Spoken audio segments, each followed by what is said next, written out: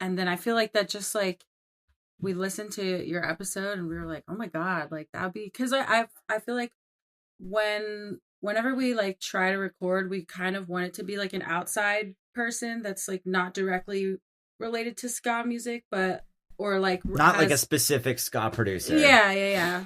So, and like obviously you're amazingly talented at what you do, and so we were like, fuck yeah, that would be so sick. And then like Sean made that connection happen, and that was really cool. Yeah, because I think like everyone in the band was a fan of Illuminati Hotties. Like we've been listening, like we everyone likes your band. I personally didn't know your history with producing, which is funny because I guess that's kind of why you started Illuminati Hotties. And like I hadn't listened to the In Defense of Ska episode yet with you yet. And we were just kind of started getting serious with our manager Sean about like this EP, and we were like throwing around a bunch of names, and he just like came up. He's like, well, what about Sarah Tudzin? I was like, who? That sounds really familiar. He's like, and then like we talked about it like on a phone call for like an hour, and then immediately I'm like, oh shoot, that like it like clicked while I was talking. I'm like, wait, she was just on In Defense of Ska, like, and then I like brought it up to the band, and everyone was like, oh, that's actually really cool. That's a great idea. And then we like collectively listened to your episode of In Defense of Ska in the van.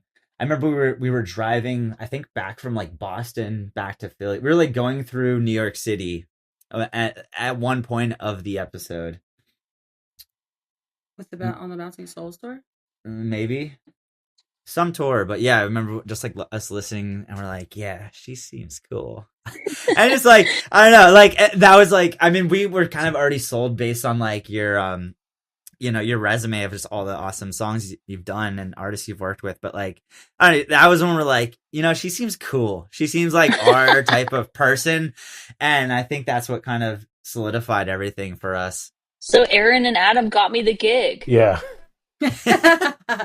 Yeah. Was there anything from the episode that stuck out to you that was like made you want to work with Sarah?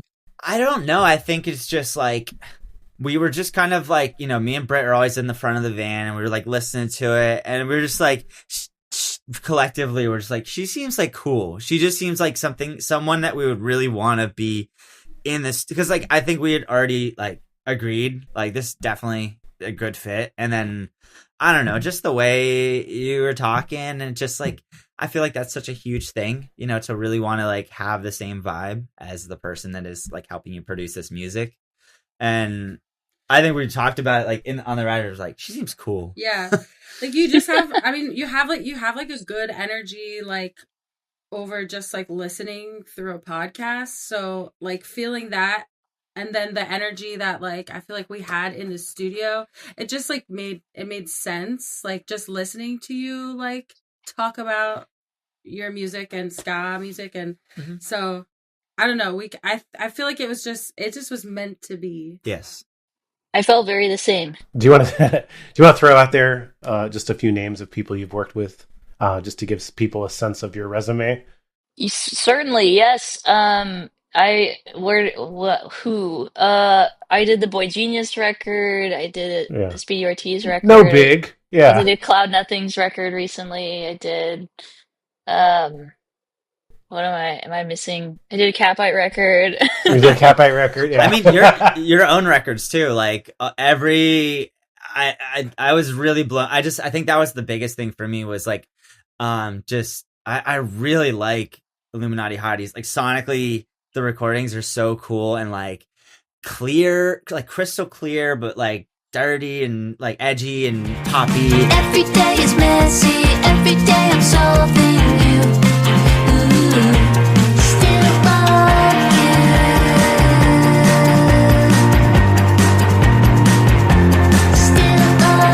you. I just like was like going through discography like nonstop after we made the decision. I'm like, this is so sick. Like I just like started hearing Catbite songs with that sonically similar to what you were doing with that. And I don't know, that was the one that did it for me. Sarah, I want to ask you a question. So is this the first ska record you've ever been involved with since you've become a professional engineer producer? I think so. Yeah. I mean, I did a little bit of like maybe very sort of like rudimentary things in high school. And then there was like one song I produced while I was in college that kind of like that never came out that sort of was for another artist, and it sort of verges on like a little bit of like that 2010s like kind of reggae influence pop thing. Um but yeah, it was Catbite was definitely the first opportunity to truly do ska and ska punk, and something that is like so special I think about the way they write music, the way you guys write music is it is so pop still, and there's so much room to kind of grow it into like something that I think makes ska and punk fans happy, but also um speaks to like a larger like radio audience in the way that like maybe No Doubt does, or like some of the Streetlight Manifesto stuff even, but like it just sort of like goes beyond like like I feel like calling it just ska is somewhat of like a, you know, it's putting a box around like what you guys really do. I'll take that. Before you guys actually started working together in the same room, Sarah, did you have any thoughts about, well, this would be some ways I would think would be appropriate to tackle dealing with sort of ska, you know, in the, you know, when we start to record? Did you have any thoughts about that? How to sort of deal with that?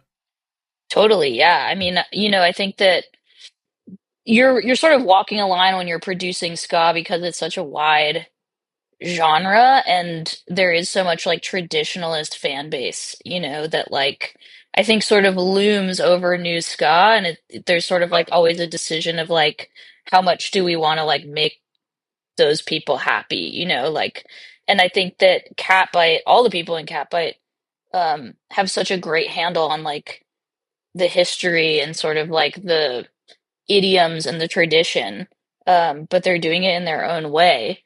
And that was what was exciting to me, at least when I was like hearing demos, was sort of like, okay, like this is reaching, like I said, it's just like reaching into a new place and tapping into like a wider audience, and like has like star power behind it that um not only is ska, but it calls for like some pop production and calls for like some studio tricks that like maybe if it was just like a garage band that wanted to play the songs down top to bottom, like with everybody in the room, it might be a different record, you know? I feel like this is a topic I'm really interested in, and I would like to hear all of your perspectives on the idea of ska being pop music in 2025. Doesn't look or sound anything like what pop ska music sounded like in the 90s when it was at its kind of commercial peak, because pop music's different now. So if a band came out sounding like Real Big Fish now, that wouldn't really fit within the realm of what's currently like considered pop music. But there is a lot of dance music. There's a lot of like other sorts of things that are very popular now, and it's not necessarily ska, but I feel like there's a version of ska that would fit within that. And I feel like I see traces of that here. I mean, I'm not predicting how well this record's going to do, but I do feel like we're moving in that direction of this record, like Sarah was saying, has elements that fit as pop music in our current time. Where do you guys see yourself within the current shape of pop music now, and how much of that were you thinking about in the creation of this record, both the songwriting and the sonic elements of it?